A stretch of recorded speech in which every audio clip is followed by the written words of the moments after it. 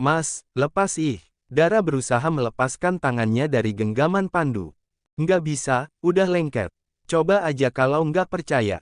Pandu mengangkat tangan kirinya yang menggenggam erat jemari Dara. Jangan pakai tenaga dalam dong, tenaga biasa aja, ejek Dara masih berusaha melepaskan tangan Pandu. Sudah berada di beranda kediaman Jaya, tidak ingin masuk rumah masih dengan kondisi begitu dan dilihat oleh yang lain. Ia belum siap menjadi cecaran pertanyaan atau disudutkan karena kedekatan bersama putra kedua keluarga Mahendra. Pandu hanya tersenyum simpul melihat usaha Dara, hampir tergelak saat gadis itu mengingatkan kalau ia pernah kalah tidak bisa mengelak dari pukulan di hidung. Mas, lepas. Kalau dilepas, aku dikasih apa? Ucapan terima kasih. Aku tidak butuh itu. Yang lain dong, ujar Pandu lagi sengaja menggoda dan mengulur waktu.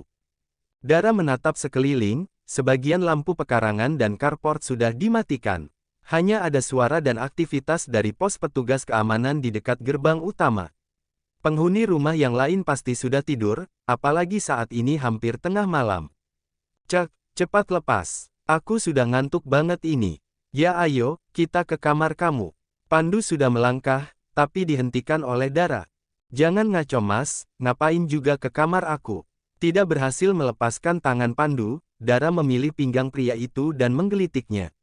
Tidak berhasil, malah Pandu menarik tangannya membuat tubuh Dara ikut tertarik dan menabrak tubuh Pandu.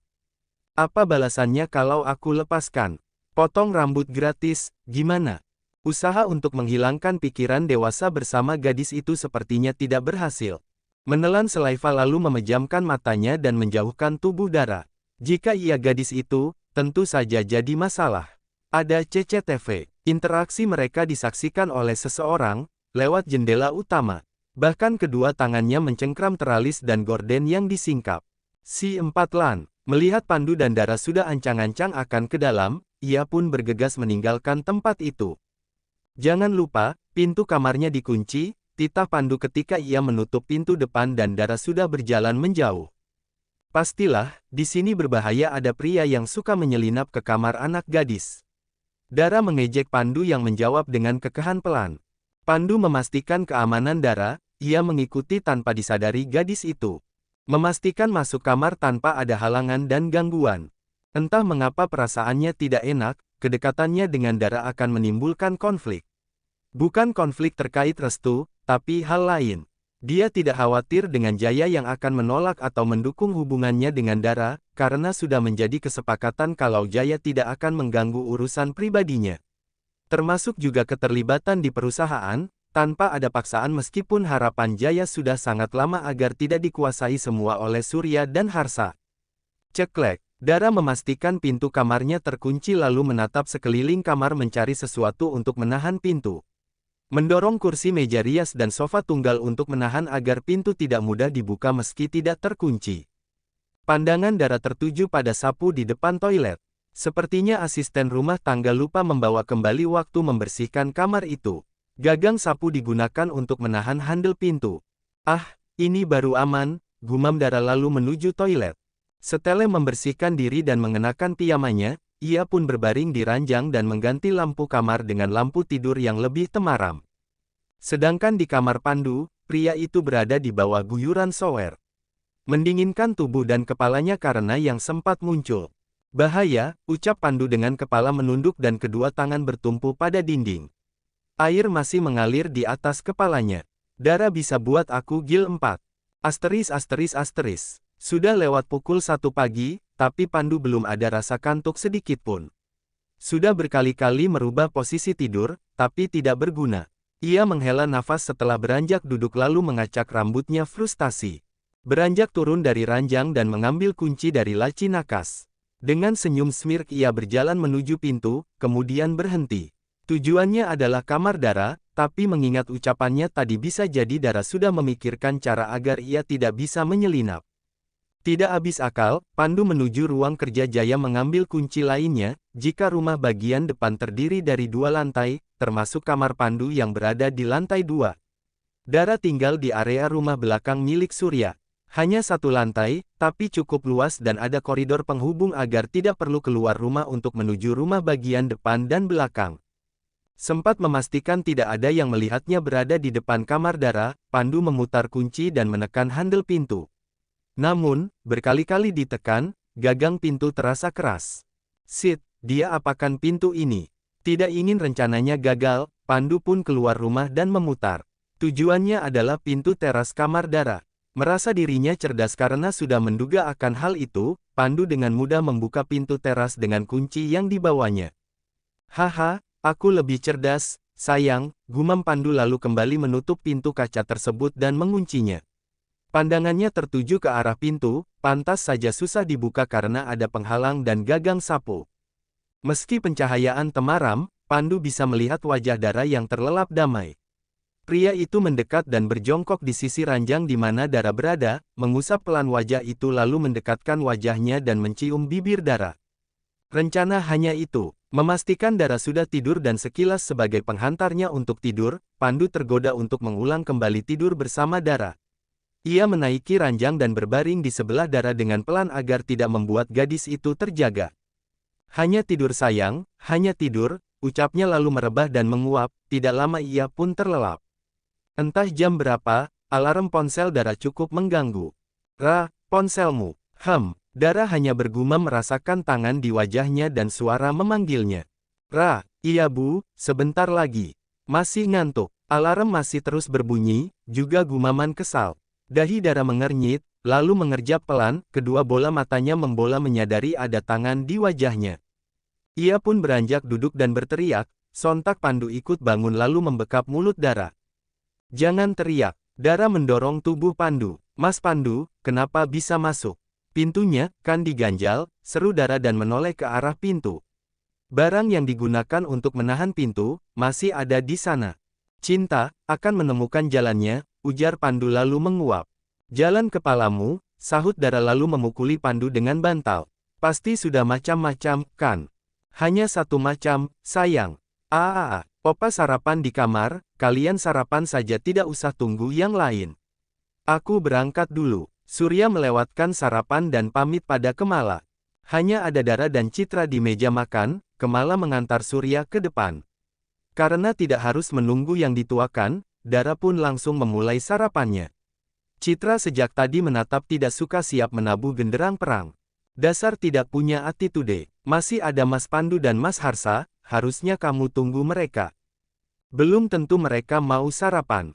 Aku punya cotton bud di kamar, ambillah untuk korek telingamu. Papa Harsa tadi bilang, tidak usah tunggu yang lain. Pagi, Harsa bergabung dan menyapa, duduk di kursinya menatap Dara yang cuek. Mulut gadis itu hanya menjawab sapaan tanpa menatap ke arahnya.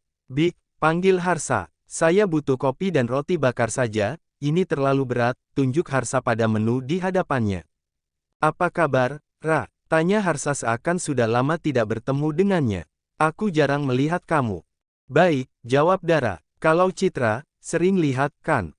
Harsa dan Citra saling tatap kemudian mengalihkan pandangannya. Terdengar decakan dari mulut Citra, yang tidak suka dirinya disangkut pautkan dengan Harsa. Apa hubungannya denganku? Nggak tahu, kalian yang bisa jawab, sahut Dara. Pagi, sapa Pandu langsung duduk di kursinya dan memberikan kecupan jauh untuk Dara membuat wajah gadis itu merona. Wajah Citra langsung ceria dan menawarkan sarapan untuk Pandu, termasuk menawarkan kopi.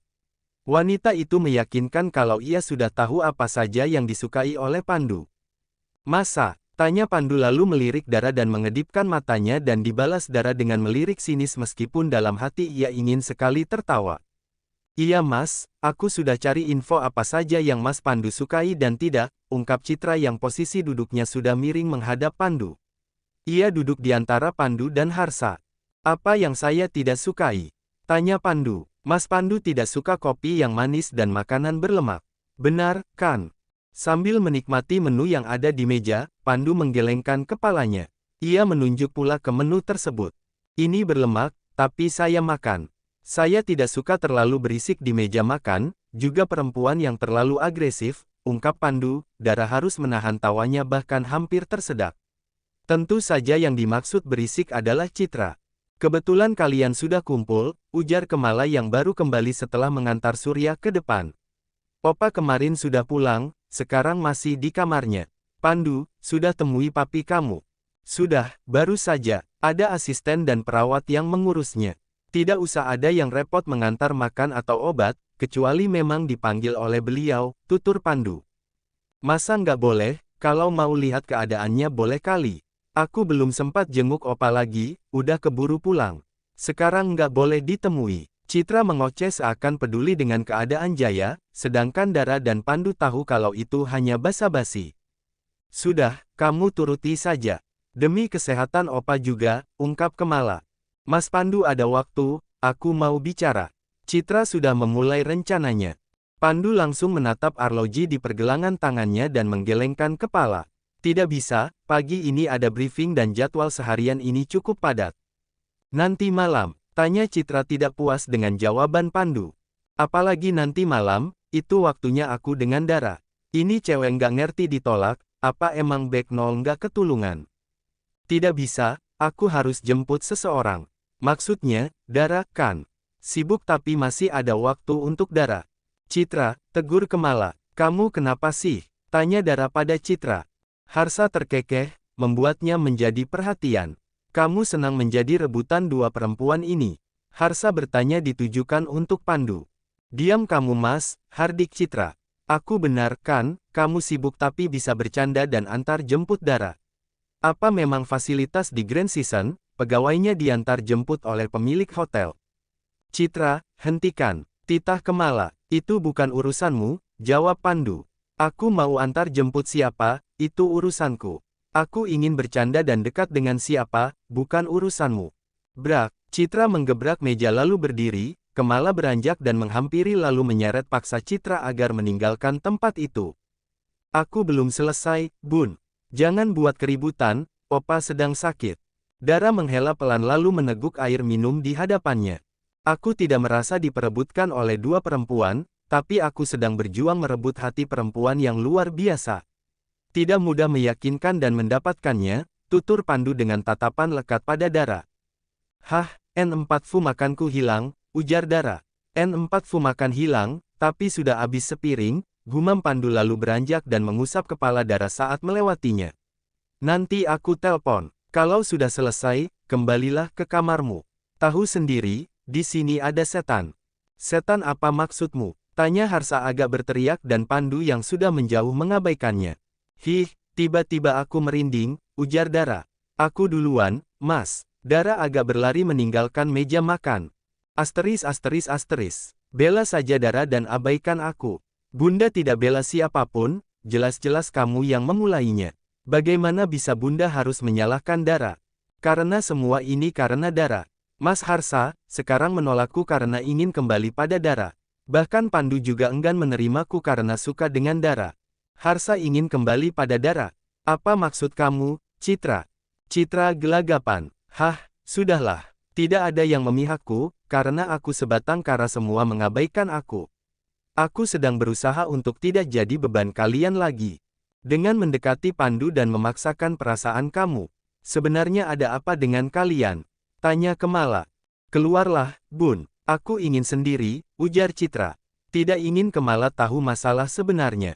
Citra, aku ingin sendiri. Kemala menghela nafasnya, lalu meninggalkan Citra dan keluar dari kamar itu.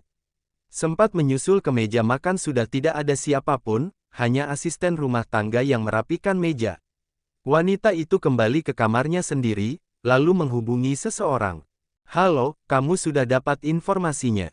Kemala terdiam mendengar seseorang bicara di ujung sana, memijat dahinya lalu menghela pelan. Oke, nanti malam, di butik saja. Setelah panggilan berakhir, ada pesan masuk di ponsel Kemala. 2 buah pesan berisi foto. Foto pertama, memperlihatkan Harsa dan Dara di sebuah restoran. Sedangkan pesan kedua, menunjukkan foto Harsa dan Citra yang berada di lobi hotel sambil bergandengan tangan. Hubungan apa ini? Gumam Kemala.